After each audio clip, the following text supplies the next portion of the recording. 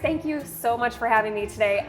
I mean, I'm surrounded by delicious baked goods and like coffee and the scents. It's amazing. It's a very wonderful space to be in. It really is. But I'm going to focus. Yes. And let's talk about you. When did you start baking, and did you know right away, like, oh, this is something I'm passionate about? Yeah, I think I started like with my mom, growing up, and like she's a phenomenal baker, but she cannot cook. Let me be honest. Love you, Mom. But so I always grew up with like her chocolate chip cookies and all of that stuff. So I was always interested in foods. I was always interested in cooking. And then once I got into high school, I realized that I could kind of make a career out of this. And I thought I wanted to go for like regular culinary, but then I realized I'm a very picky eater, but I love sweets. So I kind of fell in love with the kind of artsy side to pastry, and it really is like a work of art when you think about the textures, the flavor profiles. So that really drew me in, and I fell in love with the pastry side, and it's just been pastries ever since. So when you decided to go to culinary, or not culinary school, but is it culinary school? I went to culinary school, but I specialized in the baking and pastry. Okay. Yeah. How does it rock your world to know that when you think you're good at something and then you get into this like intense program, absolutely, it's a different ballgame? They told us like half of you will drop out within the first like 3 months of your classes, and if you think you're going to be on the Food Network, then just leave now. So that was like a very big wake-up call. But literally that first quarter, half of our class left, and they were like, oh, this is not what I thought it would be. It's a very challenging job mentally, physically, but it's definitely, I'm so happy I went to culinary school because there is such a science to it. Yeah. How ingredients work together, how, different environmental issues can affect your baking. So for me, like the level of quality that I want to produce and to like achieve that quality, and that just takes time and experience. And that was, I think, challenging, and just that precision and perfection and the inner OCD in me, I struggle with for the past 15 years of doing this. But so how do you combat the environmental issues and that kind of thing? I mean, obviously a dough is going to be a different texture depending on the humidity and that absolutely kind of thing. And like I think we just go into it knowing like today's going to be a slow proof day because it's freezing outside, or like these macaroons are going to take a long time to dry because it's raining, so some days just kind of depend on that, and like they really are a mind of their own. And so there's little tricks and tips we can do, but kind of we're at the mercy of the environment we're into. Okay, you say we, so you have a whole team I here. have the most amazing team ever. I love them so much. That's so great. I say they make me look good, but like really it's them that are like just doing amazing work. So was it hard to acquire a team and to, especially because admittedly you're a little OCD. So how do you find the people that are going to care as much about the end product as you do? Well, I think we were like a really interesting niche here in this community that wasn't filled yet. When we first started GK, there was a lot of bakeries, but maybe not everything was made from scratch, and it wasn't that technical, things that we were making. So I think we filled a void that was happening for people that were kind of serious about pastry. So we've been really lucky on having like always really great hiring rates and like interest, which has been huge. But definitely like it took me a long time, admittedly, to be able to kind of let up the reins a little bit and to kind of step back. But I have my pastry chef now, Laura. Shout out to Laura. She's been with me 6 years, and she runs the kitchens now while I'm here and kind of managing the brand, and it's just been great. But it's taken me, quite a bit of time to kind of be like, okay, you got this. But. Okay, so culinary school at least started out with the science end of it and the real like kind of nuts and bolts. When did it start to feel artistic to you? Because you said that was something that you were drawn to, but I imagine it loses a little that when that little luster. And it's been kind of hard because I've worked in many restaurants. Like I've worked in Chicago, and it was like high volume. I've also worked in like super fine dining Michelin. And when I was actually at the super fine dining Michelin restaurant, I realized I did not like it. Like plating with tweezers and like perfect everything. Like that's just not my style. So I found that my kind of vibe is like elevating the classics, the stuff that I grew up with, but how can we make this better? Is it a flavor profile? Is it a texture? Is it like adding salt to something so there's more of a balance? I love that balanced desserts, for me, is a huge thing.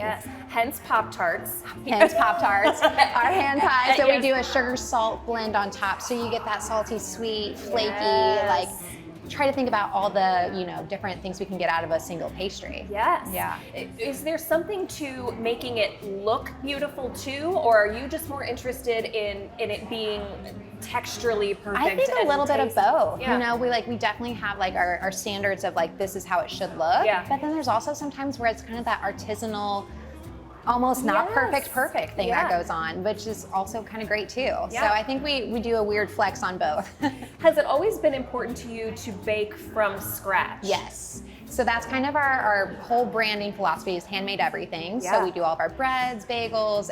If it's in here, we make it in-house. We have ice cream sorbets, froyo. We make all of our coffee syrups in-house for our lattes. Wow. We're doing loose leaf tea that we're blending ourselves. So it's been a really great learning experience. It's been great to build relationships with producers and farmers in our community. Yeah. So it's been, I think that coming from culinary school was always really important to me that we're producing something that is truly crafted by us. Okay, you mentioned that you were in Chicago and you've been kind of all over, but what made you come back to Fort Wayne and then decide to open your own Well, place? I kind of like talked to you earlier. I did not think I was going to be back in Fort Wayne ever. And my mom's surprised I moved back.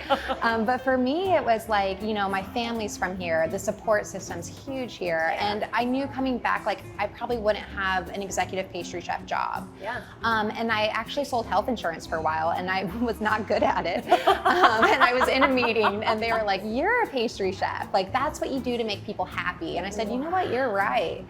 So I worked with my friends. They had a Finet food truck at that time, and we kind of built the brand, just doing breads for them or macaroons or anything. And I never in my wildest dreams thought it would be what it is today. Yeah. The support of the community we've received has been like crazy, and just to kind of, this community, I can't say enough good things, and to be a part kind of the revitalization of downtown and also building a hospitality scene here is the biggest reward for me, is like taking things I learned in Chicago or bringing New York or someplace like here in Fort Wayne, so you don't have to drive or travel. You can have those moments here too. Yes. So I often ask artists who have made a business of creating if the business side takes any of the joy out of the creative side. Yeah. I'm really lucky in that it doesn't for me, because now, like, I was only me when we first started GK. I had 2 like KitchenAids I was holding on to, and then we just have grown, and now we have like 20 plus on staff, which is crazy. But it's been able to transition my role a lot. So at first, I was doing all the baking, then, I hired a team, and so it's been fun to kind of evolve my position within the company. Yeah. So things that maybe I'm kind of like, oh, I'm kind of tired of doing that, then I can have other, or, grow into something else, which has been great. So it hasn't lost its luster for me. Okay, so back to being an artist, do you still feel like baking, even though I assume you probably do it a lot less? Yes. Does it still feel like a creative outlet? Oh, do you 100%. Like if I'm home, like I'm making cookies with the kids, but I do very simple things at home. My kids are like, they're a little bougie from here, but like we're having banana bread, we're having stuff that I grew up with. Of but course. It definitely is like a safe space for me. It's where I feel the most creative. It's like therapy, when you're in the kitchen, you can kind of zone in and just kind of put everything else out. But yeah, it's a really good outlet too, to be like, I want to design this dish, and what things am I trying to portray in it, or how can I highlight this ingredient better, So that's a really cool creative process there. Yeah. What is the best part about not just running GK, but creating? Being an artist? Yes. What is the best part about being an artist? I love the fact that I get to be a part of the community. I love the fact that our baked goods bring joy to people, and it can be a bright point in somebody's day, or create tradition for them where you're like, oh, I'm going to the market and I have to get a cinnamon roll, I think that's the most rewarding. And just to be like with the provision sides of things, to be able to be kind of a storefront here for local people, that they can have a storefront downtown 7 days a week. If they're at the farmer's market, their customers can come here as well. So I just love that we're able to support the community, be a welcoming, inclusive space for everybody, and just spread joy, And it's special. Like I could make a cinnamon roll, but it's not going to be special. It's not going to be. We really wanted to create like a high quality space but like have it be approachable to everybody. You know, we don't want to be like out of reach. And so I'm glad that, you know, we can do it through baked goods. Yes. Yeah. You have hit the mark. And is there any better way to do it than through baked goods? I don't think so. I'm just going to eat a pan of cinnamon rolls myself. So I'll just get us a fork and we can share it. Perfect. Grace, this has been so much fun. Your space is delightful. You are wonderful. Thank you. I can't wait for the next location. I know. We need to think of ideas. Yeah, and if it's not in Fort Wayne, then I'll head wherever it is. We'll fly to Key Bora West? Bora. I don't know, wherever. Where do we want a vacation? Yes, perfect. Thank you so much. Thank you.